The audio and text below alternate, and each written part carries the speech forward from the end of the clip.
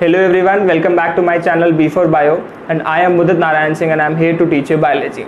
First of all, thank you so much for supporting me. पुराना वाला video आप लोगों को बहुत पसंद आया, उसके लिए बहुत बहुत धन्यवाद। एंड मैं पूरी कोशिश करूँगा कि जो भी मेरे से हो पड़ेगा, जो भी मैं क्रिएटिव या इनोवेटिव कर सकता हूँ टीचिंग के लिए, वो मैं अपने बिहाफ पे करता रहूँगा। तो आज जो टॉपिक मैं डिस्कस करने जा रहा हूँ वो है रेस्पिरेशन। सो बेसिकली अभी तक हमने डाइजेशन पढ़ा है। डाइजेशन में हमने एंड किया था, वो था हमारा एसिमिलेशन हो गया है किसका, ग्लूकोज का, जो कि किसका, डाइजेशन का एंड प्रोडक्ट है। अभी क्या है कि अभी हमारे पास ग्लूकोज आ गया है, अभी हमको एनर्जी चाहिए। जो भी हमारा फूड डाइजेस्ट हो गया है उससे एनर्जी कैसे लेते हैं, यहाँ पर रोल आता है रेस्पिरेशन का।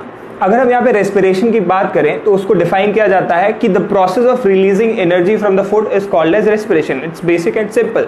बट अब रेस्पिरेशन हो कैसे रहा है और बहुत सारे ऑर्गेनिजम्स में होता कैसे है, तो अगर हम यहाँ पर बात करें तो सब में क्या हुआ, डाइजेशन हुआ, एंड प्रोडक्ट क्या बन गया हमारा यहाँ पर, ग्लूकोज। ग्लूकोज का केमिकल फॉर्मूला क्या है यहाँ पर, C6H12O6, जो कि यहाँ पर 6 कार्बन मॉलिक्यूल है। 6 कार्बन मॉलिक्यूल है। तो अभी क्या है कि अभी ग्लूकोज का ब्रेक डाउन किया जाएगा और उससे एनर्जी जो रिलीज होगी वो स्टोर कर ली जाएगी और फिर हम उसको फर्दर प्रोसेस के लिए यूज कर सकते हैं। ओके, तो कुछ ऑर्गेनिजम्स होते हैं जो ग्लूकोज का जो डाइजेशन है वो ऑक्सीजन के प्रेजेंस में करते हैं। कुछ होते हैं जहां पर ऑक्सीजन का प्रेजेंस नहीं होता है और वो विदाउट द प्रेजेंस या फिर कहें एब्सेंस ऑफ ऑक्सीजन में ही उसका ब्रेक डाउन हो जाता है। तो अगर हम यहाँ पर ऑर्गेनिजम्स को दो टाइप में बांटें तो पहला तो हुआ हमारे पास एरोबिक ऑर्गेनिजम्स, जो कि एरोबिक रेस्पिरेशन के थ्रू ग्लूकोज का ब्रेक डाउन कर रहे हैं, और दूसरा हुआ हमारे पास एनोरोबिक ऑर्गेनिजम्स या फिर एनोरोबिक रेस्पिरेशन, जहां पर ग्लूकोज का ब्रेक डाउन ऑक्सीजन की एब्सेंस में हो रहा है। ठीक है, अगर यहाँ पर एक बहुत सिंपल सा एक ब्रीफ में देखें तो आखिर एनर्जी बन कैसे रही है या फिर एनर्जी क्या है, कहाँ से, या फिर समझ नहीं आ रहा है तो फिर कैसे समझाया जाए इस चीज को। पॉइंट सिर्फ ये है कि अगर हमारा जो कार्बन और कार्बन एक बॉन्ड है, इस बॉन्ड के टूटने से एनर्जी क्या होती है, रिलीज होती है। ये एनर्जी ऑर्गेनिजम्स यूज कर सकते हैं। अभी क्या हो रहा है यहां पर कि, एक मिनट रुक जाइएगा। ओके, तो अभी क्या हो रहा है यहाँ पर, ग्लूकोज हमारे पास है C6H12O6, जो कि 6 कार्बन मॉलिक्यूल। इसको साइटोप्लाज्म ऑफ द सेल में क्या हुआ, ये तोड़ दिया गया किसमें, 3 कार्बन मॉलिक्यूल्स या फिर हम ये कहें 2 पाइरुवेट में तोड़ दिया गया। उसको हमने बोल दिया पाइरुवेट और हमने यहाँ पर क्या रिलीज हो गया, एनर्जी। अब क्या हुआ, अब ये जो बेसिक 2 स्टेप्स हैं, यह जो एक स्टेप है, ये हर ऑर्गेनिजम्स में सेम है। अब यहां से 3 सिचुएशंस आ जाती हैं जहां पर ग्लूकोज का ब्रेकडाउन कराया जा सकता है। पहली अगर हम सिचुएशन की बात करें, पहली सिचुएशन हम किस में देख रहे हैं, absence of O2 which is called as, यहां पर हम लिख दें एनोरोबिक कंडीशन है यहां पर, और ये किस में देखी जाती है, ईस्ट में। अभी हम यहां क्या देख रहे हैं कि जब ग्लूकोज पाइरुवेट में चेंज कर दिया गया और वहां पर एब्सेंस ऑफ O2 है, O2 के एब्सेंस में ईस्ट के अंदर पाइरुवेट किस में तोड़ दिया गया, ethanol, carbon dioxide and energy में। और यहां पर इथेनॉल क्या है, 2 मॉलिक्यूल्स ऑफ कार्बन है, एक मॉलिक्यूल कहां चला गया, ये रहा हमारा कार्बन डाइऑक्साइड के फॉर्म में, और साथ में हमारा क्या मिल गया यहाँ पर, एनर्जी, और एनर्जी ये रही, एनर्जी इवॉल्व हो गई। अब दूसरा यहां पर आता है presence of O2, presence of O2, जो कि हम कह दिया यहां पर कि ये है एरोबिक। ओके, अब ये एरोबिक हमारा रेस्पिरेशन है, ये कहां पर हो रहा है, जो भी सारे सेल्स हैं, जो कि एनिमल्स ले लो, प्लांट्स ले लो, जहां की एक माइटोकॉन्ड्रिया प्रेजेंट होता है, जो कि शायद हम लोगों को बहुत छोटे क्लासेस से बताया जाता है कि mitochondria is the power house of the cell. But अभी यहाँ क्या है कि प्रेजेंस ऑफ O2 में पाइरुवेट को तोड़ा गया किसमें, CO2H2O, और हमें क्या मिला साथ में, एनर्जी। अब जो एनर्जी है यहाँ पर वो इवॉल्व हो गई है ये हमने कर दी इवॉल्व। अभी क्या है, अभी हम एक तीसरी कंडीशन और आती है जिसको हम बोलते हैं लैक ऑफ ऑक्सीजन। अच्छा, एक चीज ध्यान रखिएगा कि एब्सेंस ऑफ ऑक्सीजन और लैक ऑफ ऑक्सीजन में फर्क होता है। Absence is there is no need of oxygen और बिना ऑक्सीजन के काम चल रहा है, बट लैक इज जहां पर उस चीज की जरूरत है बट वो प्रेजेंट नहीं है।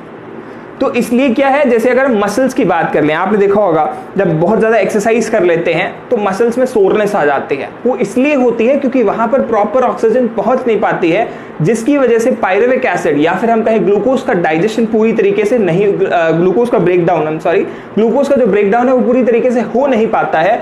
और क्या बन जाता है यहाँ पर, लैक्टिक एसिड, जो कि सोरनेस या फिर क्या क्रिएट करता है, मसल सोरनेस। तो हमें ये कहाँ मिलता है, मसल्स में। तो बेसिकली दो है, एक स्पेशल केस है जैसे बोला गया हमने लैक ऑफ ऑक्सीजन।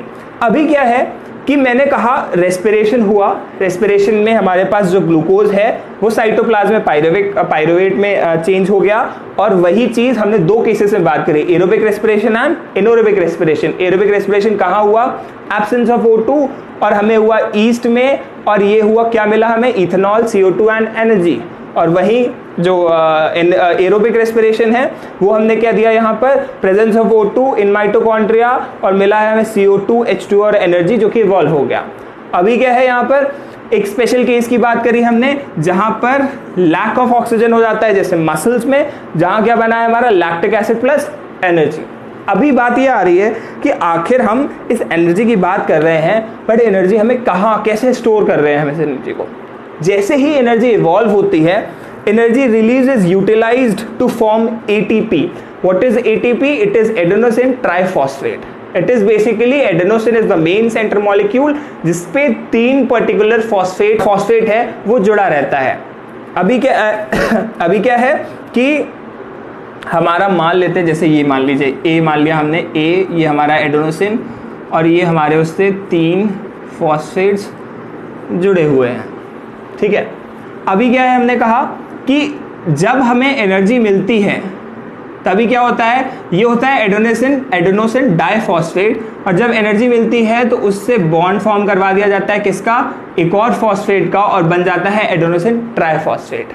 ये एडेनोसिन जो मॉलिक्यूल है वो एनर्जी दे सकता है कितने बार, 3 बार, जब तक इसमें फॉस्फेट ग्रुप्स का जो बॉन्ड है फॉस्फेट के साथ वो तोड़ा जा सकता हो। अगर एक बॉन्ड तोड़ा, जो एनर्जी रिलीज हुई, तो ये बन जाता है एडेनोसिन डाइफॉस्फेट। दूसरा बॉन्ड टूटा तो एनर्जी रिलीज हुई, तो ये क्या बना, एडेनोसिन मोनोफॉस्फेट। ओके, सो अभी क्या है कि ये बेसिक जो स्ट्रक्चर है ये हमारा रिस्पॉन्सिबल हो गया किस चीज के लिए, कि आखिर रेस्पिरेशन में हो क्या रहा है। रेस्पिरेशन में ग्लूकोज का जो ब्रेकडाउन हो रहा है वो हमारा यहाँ पर एनर्जी रिलीज कर रहा है, और इस एनर्जी का जो प्रोडक्शन, जो यूज है वो किसके प्रोडक्शन के लिए हो रहा है, ATP के, ठीक है। अभी क्या है कि अभी इसके बाद हम क्या डिस्कस कर रहे हैं, इसके बाद हम ये डिस्कस कर रहे हैं कि जब ऑक्सीजन इतना ज़्यादा नेसेसरी है। अच्छा, उससे पहले एक चीज़ और, कि this particular process is also called as fermentation, जो कि हमारा जो बेकरी इंडस्ट्री है उसमें भी बहुत कॉमनली यूज होता है।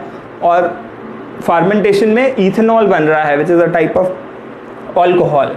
ओके, सो अभी हम वापस आते हैं, उसमें हमने कहा कि जो प्रेजेंस ऑफ O2 है, ये जब O2 का इंपॉर्टेंस इतना ज़्यादा है तो ऑर्गेनिजम्स में क्या किया है, इन्होंने अडेप्ट कर लिया है ऑक्सीजन के ट्रांसपोर्ट के नए नए तरीके, जिसकी वजह से ऑक्सीजन प्रॉपर कहाँ, सेल्स के पास पहुंच जाए और वहाँ पर प्रॉपर डिफ्यूजन। ओके, अब अगर हम यहाँ पर प्रॉपर डिफ्यूजन की बात करें तो यहाँ पर हम कहते हैं कि जो हमारा ऑर्गेनिजम्स हैं, जैसे अगर हम मरीन एनिमल्स की बात कर लें, तो ऑक्सीजन इतना ज़्यादा